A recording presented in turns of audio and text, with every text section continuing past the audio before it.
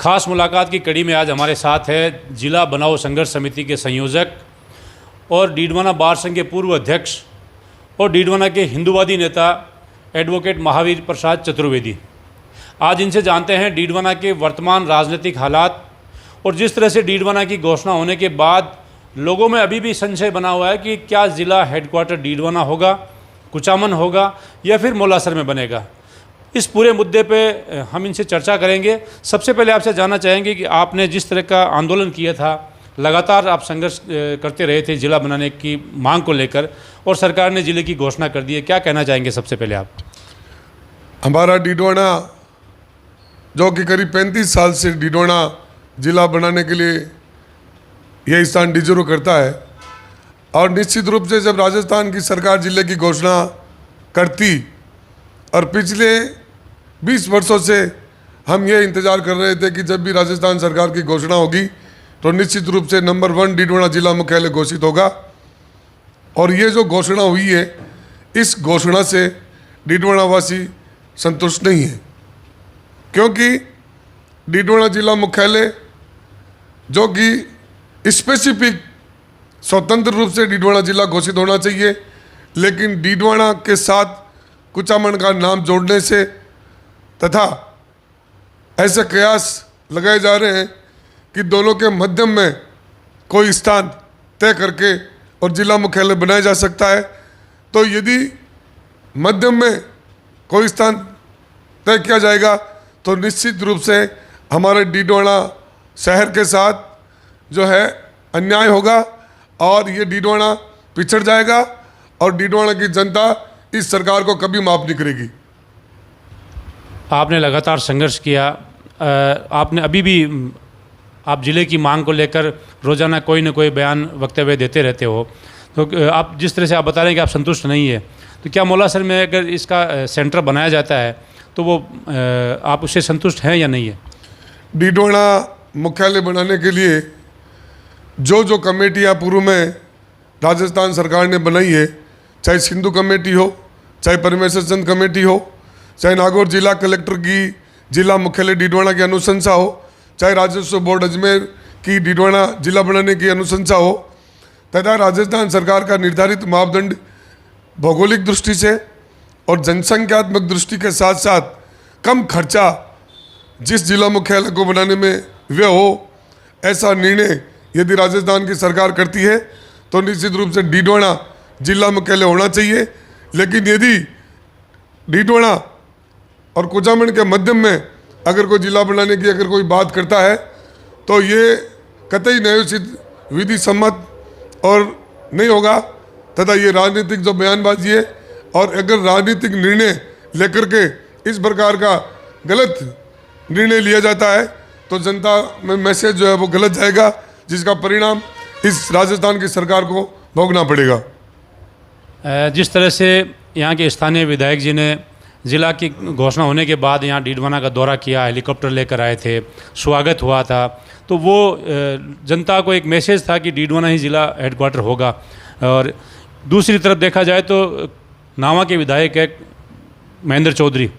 वो भी पूरी तरह से अपनी जनता को या अपने विधानसभा क्षेत्र के लोगों को आश्वस्त किए हुए हैं कि डीडवाना कुचामन ही ज़िला हेडक्वार्टर होगा। लेकिन जिस तरह से मुख्यमंत्री ने घोषणा की थी जिसमें डीडवाना पहले नाम आया और बाद में कुचामन जोड़ा गया था, तो ये किस तरह से एक जनता को पशोपेश में डाल दिया। और विधायक जी दोनों जगह के विधायक ये घोषणा कर रहे हैं, राजनीतिक लाभ लेना चाहते हैं, तो किसको लाभ मिलेगा, किसको नुकसान होगा?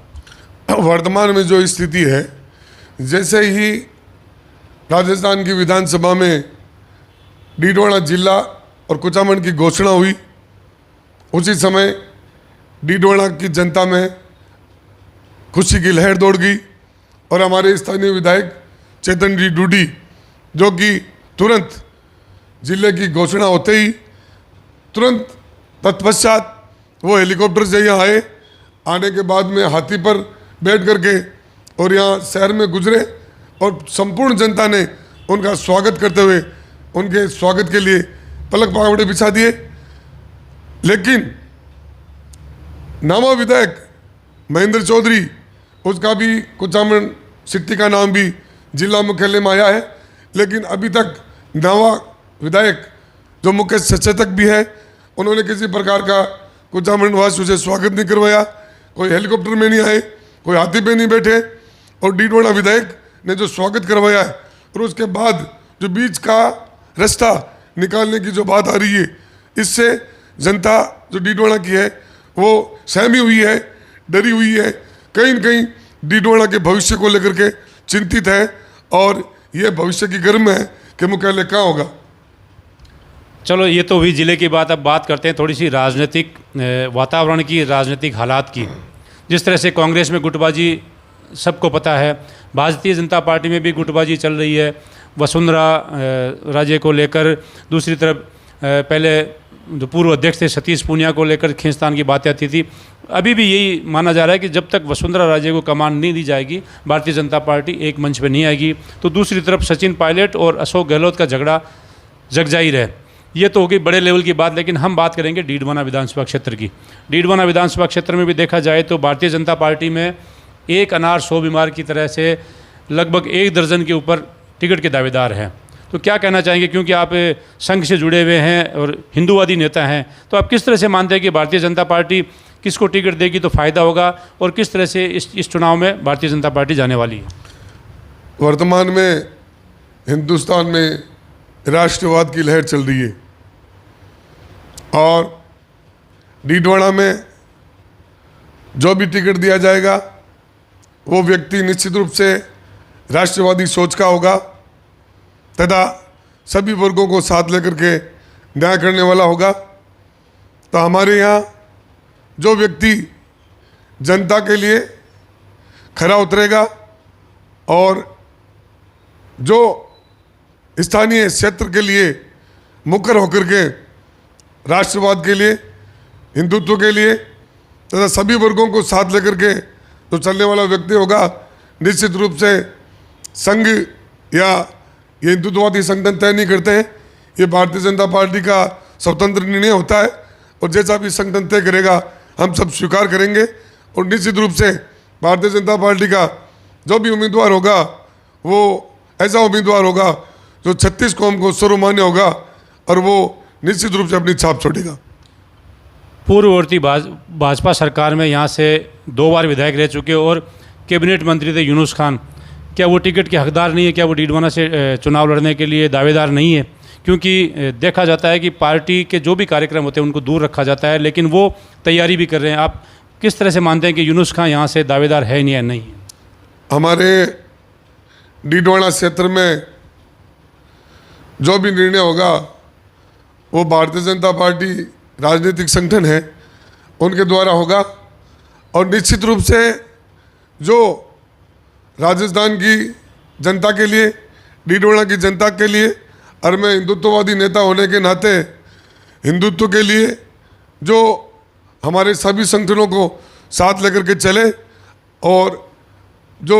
श्यामा प्रसाद मुखर्जी और पंडित दीनदयाल उपाध्याय जी के जो अंतिम छोर पे जो गरीब बैठा है उसकी सेवा करने का जिसका लक्ष्य उद्देश्य हो, निश्चित रूप से ऐसे ही व्यक्ति को यहाँ से टिकट मिलेगा। तथा यूनुस खान के बारे में जो है मैं कोई टिप्पणी नहीं करूँगा, ये राजनीतिक निर्णय जो है ये भारतीय जनता पार्टी के जो कमेटी जो बनकर के टिकट वितरण करेगी वो उनको तय करना है कि किसको टिकट देना है, ये हमारा विषय नहीं है। नहीं, आपने अभी कहा था कि जो राष्ट्रवादी विचारधारा का उसको टिकट मिलेगी। क्या यूनुस खान राष्ट्रवादी विचारधारा के नहीं है, या राष्ट्रवादी विचारधारा का दूसरा अर्थ ये कह सकते हैं हिंदूवादी? राष्ट्रवादी विचारधारा का कतई ये आशय नहीं है कि हिंदुत्ववादी। जो हिंदुस्तान भारत की जो सोच, भारत को आगे बढ़ाने वाला जो व्यक्ति है, इस देश को संगठित रखने वाला व्यक्ति है, इस देश को विश्व गुरु बनाने के लिए जो अग्रसर है, जो सबको साथ लेकर के सबका साथ सबका विकास करने वाला व्यक्ति है, तथा जो नरेंद्र जी मोदी के सोच के जिस आधार पे सबको साथ लेकर के चलने वाला व्यक्ति है, और इसी प्रकार का राष्ट्रवाद का जो व्यक्ति है राजनीति में उसको महत्व दिया जाता है। और निश्चित रूप से अगर इस प्रकार का जो भी व्यक्ति होगा उसका चयन करेंगे, और निश्चित रूप से जो है ये निर्णय जो करेंगे वो अच्छा ही करेंगे, जिससे कि डीडवाना का विकास हो, डीडवाना आगे बढ़े, डीडवाना का भाईचारा कायम रहे। आबा नगरी इसका भाईचारा का अपने आप में एक महत्व है और निश्चित रूप से आने वाला जो भविष्य है इस डीडवाना शहर का, इस डीडवाना जिला का, और निश्चित रूप से उज्जवल होगा। पिछले जो उम्मीदवार थे जितेंद्र सिंह जोधा, वो भी आप राष्ट्रवादी नेता की श्रेणी में आते हैं। उनके जो कार्यकाल अभी जो हारने के बाद में जो कार्यकाल होता है वो भी बहुत महत्वपूर्ण होता है। क्या उनको आप इस लायक नहीं मानते, क्योंकि 1 दर्जन लोग लाइन में हैं कि भारतीय जनता पार्टी की टिकट उनके खाते में जाएगी? भारतीय जनता पार्टी का कार्यकर्ता जो होता है वो इस देश के लिए, हर वर्ग के लिए, हर समाज के लिए काम करता है, तथा भारतीय जनता पार्टी वो संगठन है जिसमें आम व्यक्ति, छोटे से छोटा कार्यकर्ता ये अपेक्षा करता है कि मुझे भी इस पार्टी की टिकट मिल सकती है। यहाँ किसी भी प्रकार की कहीं कोई पैसे वाला, कहीं कोई ऊपर से थोपने वाला, कहीं कोई लिमिटेड कंपनी की तरह काम करने वाला विषय नहीं होता है। यहाँ तो जो व्यक्ति समाज में अंतिम छोर पे बैठा हुआ और समाज की सेवा कर रहा है, निश्चित रूप से उस व्यक्ति को मौका मिलता है, चाहे जितेंद्र सिंह जोधा हो, चाहे अन्य कोई भी, जैसा कि आप बता रहे हो, अन्य लोग हो, जो अपनी परीक्षा में जो पूर्ण रूप से ईमानदार, कर्तव्यनिष्ठ, समाज सेवी तथा सबको साथ लेकर के चलने वाला व्यक्ति होगा, वो व्यक्ति जो है उसको ही यहाँ से टिकट मिलेगी। और निश्चित रूप से एक अच्छा मैसेज जो है भारतीय जनता पार्टी जिसको भी आगे लेके आएगी सबको स्वीकार्य होगा, ये मैं कह सकता हूँ। एक अंतिम सवाल है कि आपको कहा जाए कि यूनुस खान, जितेंद्र सिंह जोधा या अन्य जो 1 दर्जन दावेदार, उनमें से आपको किसी एक नेता को चुनना हो कि डीडवाना के लिए सबसे उपयुक्त उम्मीदवार कौन है, क्योंकि यूनुस खान ने भी पार्टी लाइन से हटकर कभी भी अपने कार्यकाल में बात नहीं की, डीडवाना का खूब विकास किया, जनता के बीच में रहे और डीडवाना का नक्शा बदलने में उनकी महत्वपूर्ण भूमिका रही है। तो आप किसको अपनी ओर से किसको उम्मीदवार बनाना चाहेंगे? एक तरफ यूनुस खान है, दूसरी तरफ जितेंद्र सिंह जोधा है, या जो पार्टी के अन्य जो नेता हैं, छोटे नेता हैं जो अभी लाइन में है, 1 दर्जन नेता है, इनमें से किसको आप महत्वपूर्ण समझते हैं? देखो हनीफ साहब, हमारे जितने भी संगठन हैं, हमारे संगठनों में व्यक्ति पूजा नहीं होती है। हमारे यहाँ विचारधारा को महत्व दिया जाता है, हमारे यहाँ एक सोच को महत्व दिया जाता है। जो भी घोषणा पत्र पार्टी का होता है उस लाइन पे पार्टी काम करती है और जितने भी समाज के वर्ग हैं सबको आगे बढ़ाने का जो पूर्व में जो नीतियाँ तय की जाती है उस नीतियों के तहत ही मैं पिछले विगत वर्षों में देख रहा हूँ वो पार्टी काम करती है। और ये जो भी जिनके आप नाम ले रहे हो, जिस व्यक्ति को भी टिकट मिलेगी वो व्यक्ति जो है बढ़ चढ़ करके और उसी नीति के तहत काम करेगा और अंतिम छोर पे बैठा हुआ गरीब गुरबत जो है उसको न्याय मिलेगा, उसको जो सरकार की योजनाएं जो आएगी उनका फायदा मिलेगा। और यहाँ जो भी व्यक्ति आएगा निश्चित रूप से वो बढ़ चढ़ करके काम करेगा और जनता को स्वीकार्य होगा। जिस तरह से मुख्यमंत्री अशोक गहलोत ने स्थानीय विधायक की मांग को स्वीकार करते हुए ज़िले की घोषणा की है, तो स्थानीय विधायक जो वर्तमान विधायक वो भी पूरे प्रयास करेंगे कि फिर से वो रिपीट हो। और दूसरी तरफ भारतीय जनता पार्टी में भी जिस तरह से होड़ लगी हुई है कि सत्ता परिवर्तन होने वाली है, क्योंकि राजस्थान में एक नियम रहा है कि कभी एक बार भाजपा एक बार कांग्रेस। तो आप क्या मानते हैं कि आने वाला चुनाव जो बहुत नज़दीक है, किस तरह का मुकाबला होगा भारतीय जनता पार्टी और कांग्रेस में? मैं जहाँ तक बात करूँ तो मैं किसी पार्टी, राजनीतिक पार्टी का सदस्य नहीं हूँ। मैं हिंदुत्ववादी विचारधारा और सोच का व्यक्ति हूँ और उसमें सबसे बड़ा फैक्टर है राष्ट्रवाद। हमारे देश के हित के लिए जो निर्णय होते हैं और जो अच्छा काम करता है, चाहे वो किसी भी पार्टी का हो, हम तो उसको सपोर्ट करते हैं। तो डीडवाना की जब बात आई तो मैं बार संघ डीडवाना का अध्यक्ष होने के नाते डीडवाना के विकास के लिए डीडवाना जिला मुख्यालय की मांग को लेकर के और मैंने 47 दिन तक डीडवाना कोर्ट कचहरियाँ बंद करा करके और धरने पे बैठे। और हमारी निरंतर मांग ये रही कि स्थानीय विधायक जो चेतन डूडी है, हमने उनको कहा कि आप राजस्थान सरकार के विधायक हो, आपके नेतृत्व में बात सुनी जाती है। आप अपनी बात टेबल ठोक करके मुख्यमंत्री जी से कहिए, डीडवाना की जनता हम सब आपके साथ हैं। और चेतन जी डूडी ने अपनी बात को कहीं न कहीं टेबल ठोक करके रखा और डीडवाना के विकास के लिए जो अग्रेसिव होकर के उन्होंने कार्रवाई की है। तो मैं बिना किसी राजनीति के जो है इस विषय पे डीडवाना की जनता का बार संघ के साथ जो जिला बनाओ संघर्ष समिति का नेतृत्व करते हुए मैं वर्तमान में स्थानीय विधायक के साथ रहा हूँ तथा साथ हूँ तथा डीडवाना की जनता की ओर से मैं वर्तमान विधायक को ये कहना चाहता हूँ कि डीडवाना को जिला का मुख्यालय डीडवाना में बनना चाहिए। इसमें किसी भी प्रकार की अगर आंदोलन करना पड़े, डीडवाना मार्केट बंद करना पड़े, डीडवाना की 36 कौम को साथ लेकर के और चाहे हमें जयपुर कुछ करना पड़े तो हमें आपके नेतृत्व में आप कहीं कमज़ोर नहीं पड़ जाए। हमें डीडवाना जिला मुख्यालय बनाना है और यदि डीडवाना जिला मुख्यालय नहीं बनेगा तो आने वाली पीढ़ियाँ हमें माफ़ नहीं करेगी। बहुत बहुत धन्यवाद वकील साहब। ये थे डीडवाना के स्थानीय एडवोकेट, पूर्व बार संघ अध्यक्ष और हिंदूवादी नेता महावीर प्रसाद चतुर्वेदी। इनके विचार हमने सुन लिए, जान लिए और ये जनता को तय करना है कि बहुत जल्दी जो चुनावी मौसम शुरू होने वाला है, चुनाव आने वाले हैं, जनता